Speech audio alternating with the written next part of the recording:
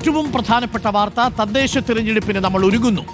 ഇന്ന് 12 മണിക്ക് തദ്ദേശ തിരഞ്ഞെടുപ്പ് തീയതികൾ പ്രഖ്യാപിക്കും. തിരഞ്ഞെടുപ്പ് കമ്മീഷൻ വാർത്താ സമ്മേളനം നടത്തും. 2 ഘട്ടങ്ങളിലായിട്ടായിരിക്കും വോട്ടെടുപ്പ്. തെരഞ്ഞെടുപ്പിന് സജ്ജമെന്ന് മുന്നണികൾ നേതാക്കൾ. 6 കോർപ്പറേഷൻ, 86 നഗരസഭകൾ, 14 ജില്ലാ പഞ്ചായത്തുകൾ, 182 ബ്ലോക്ക് പഞ്ചായത്തുകൾ, 941 ഗ്രാമപഞ്ചായത്തുകൾ എന്നിവ ജനവിധി തേടും. പോരാട്ടം കടുക്കുമെന്നുറപ്പ്. നിലവിലെ കക്ഷിനില പരിശോധിച്ചു പോയാൽ 6 കോർപ്പറേഷനിൽ LDF 5 എണ്ണത്തിലും കണ്ണൂരൊഴിച്ച്, UDF 1 എണ്ണത്തിൽ മാത്രം, കണ്ണൂരിൽ മാത്രം. 87 നഗരസഭകളിൽ 43 ഇടങ്ങളിൽ LDF-ഉം 42 ഇടങ്ങളിൽ UDF-ഉം 2 ഇടങ്ങളിൽ പന്തളത്തും പാലക്കാടും മാത്രം NDA-യും. ജില്ലാ പഞ്ചായത്തുകൾ നോക്കിയാൽ 14-ൽ 11 LDF-നോടൊപ്പം 3 ഇടങ്ങളിൽ UDF. ബ്ലോക്ക് പഞ്ചായത്തിൽ 182-ൽ LDF-ന് 108 ഇടത്തും ആധിപത്യം, UDF-ന് 42 ഇടങ്ങളിൽ മാത്രം 20-20 ഒരിടത്തും. തുല്യ സീറ്റ് നിലയിൽ ഒരിടം. ഗ്രാമപഞ്ചായത്തിൽ 941 ഗ്രാമപഞ്ചായത്തുകളിൽ 514 ഗ്രാമപഞ്ചായത്തുകളിൽ LDF മുന്നിൽ. 375 ഇടങ്ങളിൽ UDF-ഉം 23 ഇടങ്ങളിൽ NDA-യും ഭരിക്കുന്നു. 29 ഇടങ്ങളിൽ അതേഴ്സ് അഥവാ മറ്റുള്ളവർ. തെരഞ്ഞെടുപ്പിന്റെ ഓരോ സ്പന്ദനവും പ്രേക്ഷകരിലേക്ക് എത്തിക്കാൻ റിപ്പോർട്ടർ ടീം സജ്ജമാണ്. റിപ്പോർട്ടർമാരുടെ നീണ്ട ശൃംഖല തന്നെ ഇത്തവണ തദ്ദേശ തെരഞ്ഞെടുപ്പിന് പ്രേക്ഷകർക്കൊപ്പം എത്തും. അടിയൊഴുക്കുകൾ, അതും അടിത്തട്ടിലെ അടിയൊഴുക്കുകൾ പ്രേക്ഷകരിലേക്ക് ആഴത്തിലെത്തിക്കുന്നത്, ആദ്യം എത്തിക്കുന്നത് റിപ്പോർട്ടറായിരിക്കും. Rahees Rasheed, R. Rishipal, VS Ranjith, TV Prasad, Levi Sajindran, AK Abhilash, Jaison ചവവളപ്പിൽ എന്നിവരാണ് ആദ്യഘട്ടത്തിൽ നമുക്കൊപ്പമുള്ളത്. ഓരോ ഗ്രാമപഞ്ചായത്തിലെയും ബ്ലോക്ക് പഞ്ചായത്തിലെയും ജില്ലാ പഞ്ചായത്ത് ഡിവിഷനിലെയും കോർപ്പറേഷനിലെയും മുനിസിപ്പാലിറ്റിയിലെയും രാഷ്ട്രീയ നീക്കങ്ങൾ അതിവേഗം പ്രേക്ഷകരിലേക്ക് എത്തിക്കാൻ റിപ്പോർട്ടർമാരുടെ ഒരു വലിയ ശൃംഖല പ്രേക്ഷകർക്കൊപ്പം ഇക്കുറി തദ്ദേശ പോരിനിറങ്ങും. എല്ലാ പ്രേക്ഷകർക്കും ഈ വാർത്തകൾ, തദ്ദേശ പോരിന്റെ വാർത്തകൾ അതിവേഗം പ്രേക്ഷകരിലേക്ക് റിപ്പോർട്ടറിൽ കാണാൻ സാധിക്കും. തദ്ദേശ തെരഞ്ഞെടുപ്പിനെ നേരിടാൻ ഇടതുമുന്നണി സജ്ജമെന്നാണ് LDF കൺവീനർ TP രാമകൃഷ്ണൻ പറയുന്നത്. മുന്നണിയിലെ എല്ലാ രാഷ്ട്രീയ പാർട്ടികളും സജ്ജമാണ്. പ്രഖ്യാപനം വന്നാൽ മുന്നണി ധാരണ പ്രകാരം സ്ഥാനാർത്ഥികളെ ഉടൻ പ്രഖ്യാപിക്കുമെന്നും TP രാമകൃഷ്ണൻ പറഞ്ഞു. LDF തദ്ദേശ തെരഞ്ഞെടുപ്പിന് പൂർണ്ണ സജ്ജമാണെന്ന് CPM ജനറൽ സെക്രട്ടറി MA ബേബിയും പറഞ്ഞു. നമുക്കാദ്യം പ്രതികരണങ്ങളിൽ തുടങ്ങാം.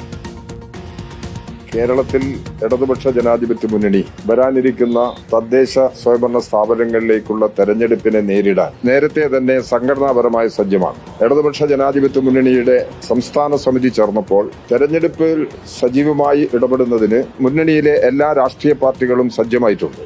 അപ്പൊ കേരളത്തിന്റെ ഭാവി സംരക്ഷണത്തിന് ഇടതുപക്ഷ ജനാധിപത്യ മുന്നണി ഗവൺമെന്റ് 3ാം തവണയും അധികാരത്തിൽ വരേണ്ടതുണ്ട്. ഈ സാഹചര്യങ്ങളെല്ലാം ഇപ്പോൾ നടക്കുന്ന തദ്ദേശഭരണ സ്ഥാപനങ്ങളിലേക്കുള്ള തെരഞ്ഞെടുപ്പിൽ ചർച്ചാ വിഷയമാകും.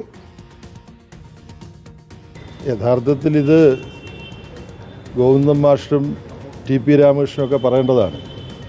പക്ഷേ CPIM പൂർണ്ണമായിട്ട് ഒരുങ്ങിയിട്ടുണ്ടോ എന്നുള്ള ചോദ്യത്തിനുള്ള മറുപടി CPIM മാത്രമല്ല, ഇടതുപക്ഷ ജനാധിപത്യ മുന്നണിയും പൂർണ്ണമായിട്ട് ഒരുങ്ങിയിട്ടുണ്ട്. അങ്ങനെ പൂർണ്ണ സജ്ജമായി LDF-ഉം CPM-ഉം നിൽക്കുന്നു. നമുക്കിപ്പം റിപ്പോർട്ടർമാരുണ്ട്. തദ്ദേശ തെരഞ്ഞെടുപ്പിന് വികസനക്ഷേമ പ്രവർത്തനങ്ങൾ മുൻനിർത്തി വോട്ട് തേടാനാണ് ഇടതുമുന്നണിയുടെ തീരുമാനം. ക്ഷേമ പെൻഷൻ വർധനവ് മുഖ്യ പ്രചരണ വിഷയമാക്കും. അതിദരിദ്രമുക്ത കേരളവും പ്രധാന പ്രചരണ വിഷയമാവും. UDF-ന്റെ ജമാഅത്തെ ഇസ്ലാമി ബന്ധം സജീവ ചർച്ചയാക്കാനും ഇടതുമുന്നണിയിൽ തീരുമാനമായിട്ടുണ്ട്. റഹീസ് റഷീദുണ്ട്. ആദ്യം നമുക്ക് പ്രഖ്യാപനത്തിന്റെ വാർത്തകളിലേക്ക് പോകാം. റഹീസ് റഷീദ്, 12 മണിക്കാണ് തെരഞ്ഞെടുപ്പ് കമ്മീഷന്റെ വാർത്താ സമ്മേളനമുള്ളത്. 2 ഘട്ടങ്ങളിലായിട്ടായിരിക്കും ഇക്കുറി തെരഞ്ഞെടുപ്പ് നടക്കുക. പതിവ് പോലെ തന്നെ നമ്മൾ പ്രതീക്ഷിക്കുന്നത് ഏതൊക്കെ തീയതികളാണ്? എന്നായിരിക്കും വോട്ടെണ്ണൽ? 21-ാം തീയതി പുതിയ ഭരണസമിതി അധികാരത്തിലെത്തണമല്ലോ അല്ലേ? Good morning Arun. നമ്മൾ പ്രതീക്ഷിക്കുന്നത് ഡിസംബർ 15-ന് മുമ്പ് 2 ഘട്ടമായി തിരഞ്ഞെടുപ്പ് പ്രഖ്യാപിക്കാനാണ് തിരഞ്ഞെടുപ്പ് കമ്മീഷൻ തീരുമാനിച്ചിരിക്കുന്നത് എന്ന് മനസ്സിലാക്കുന്നു. 18-ാം തീയതിക്ക് മുമ്പായി ഫലപ്രഖ്യാപനവും 21-ന് മുമ്പായി പുതിയ ഭരണസമിതി എല്ലായിടത്തും അധികാരമേൽക്കുന്ന തരത്തിലാണ് കാര്യങ്ങൾ നീങ്ങുന്നത് എന്നാണ് മനസ്സിലാക്കുന്നത്.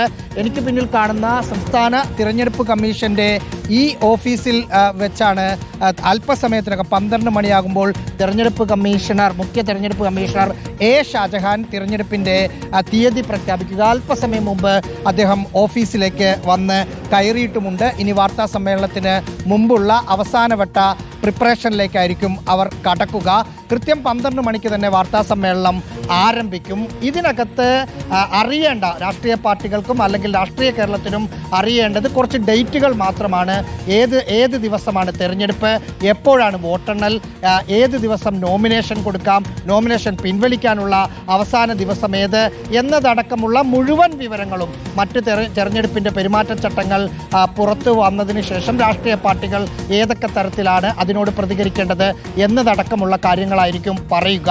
എന്തായാലും മുന്നണികൾ അരയും തലയും മുറുക്കി തന്നെ രംഗത്ത് വന്നതിന് ശേഷമുള്ള തെരഞ്ഞെടുപ്പ് പ്രഖ്യാപനം. സാധാരണഗതിയിൽ ആദ്യ ഘട്ടത്തിൽ തീയതി പ്രഖ്യാപിച്ചതിന് ശേഷമായിരിക്കും രാഷ്ട്രീയ പാർട്ടികൾ ഗോതയിലേക്ക് ഇറങ്ങുക. പക്ഷേ ഇത്തവണ ഏതാണ്ട് ഒരു തീയതി ഇന്ന് പ്രഖ്യാപിക്കും എന്ന് ഏതാണ്ട് എല്ലാ രാഷ്ട്രീയക്കാർക്കും അറിയാവുന്നതുകൊണ്ട് ഒട്ടുമിക്ക സ്ഥലത്തും പ്രചരണ പ്രവർത്തനങ്ങൾ ആരംഭിക്കുന്ന ഒരു കാഴ്ച നമ്മൾ കണ്ടു. ബാക്കി ആരംഭിക്കാത്ത സ്ഥലങ്ങളിൽ തെരഞ്ഞെടുപ്പ് പ്രഖ്യാപനം വന്നതിന് ശേഷം അതുണ്ടാകും. കഴിഞ്ഞ 2020 തദ്ദേശ സ്വയംഭരണ തെരഞ്ഞെടുപ്പ് 3 ഘട്ടമായിട്ടായിരുന്നു. അതിനു മുമ്പ് 2015 2 ഘട്ടമായിട്ടായിരുന്നു. പക്ഷെ കഴിഞ്ഞ തവണ 3 ഘട്ടമാകാൻ കാരണം കോവിഡും അതിനുശേഷമുണ്ടായ മറ്റു സാഹചര്യങ്ങൾ കാരണമാണ്. ഇത്തവണ 2 ഘട്ടം എന്ന് തന്നെയാണ് തെരഞ്ഞെടുപ്പ് കമ്മീഷനിലെ ഉദ്യോഗസ്ഥരിൽ നിന്ന് മനസ്സിലാക്കാൻ സാധിക്കുന്നത്. 2 കാരണങ്ങൾ, അതായത് പോലീസ് ഉദ്യോഗസ്ഥരുടെ ഡ്യൂട്ടിയും മറ്റ് ജീവനക്കാരുടെ ഡ്യൂട്ടിയും കണക്കിലെടുത്താണ് അങ്ങനെ ഒരു തീരുമാനം എന്നാണ് മനസ്സിലാക്കാൻ സാധിക്കുന്നത്. എന്തായാലും 12 മണിയോടുകൂടി നമുക്ക് എല്ലാ സംശയങ്ങൾക്കും തീർപ്പ് കൽപ്പിക്കാം. ഡോക്ടർ അരുൺകുമാർ. LDF-ഉം ഒരുങ്ങുന്നു, UDF-ഉം ഒരുങ്ങുന്നു, NDA ഒരുങ്ങുന്നു. റാഹിസ് റഷീദ്, LDF-ന്റെ കരുനീക്കങ്ങൾ എങ്ങനെയാവും? എന്തായിരിക്കും പ്രധാനപ്പെട്ട വജ്രായുധം? ഏറ്റവും പ്രധാനപ്പെട്ട വജ്രായുധം കഴിഞ്ഞ ആഴ്ച പ്രഖ്യാപിച്ച ക്ഷേമ പെൻഷൻ വർധനവ് തന്നെ ആയിരിക്കും.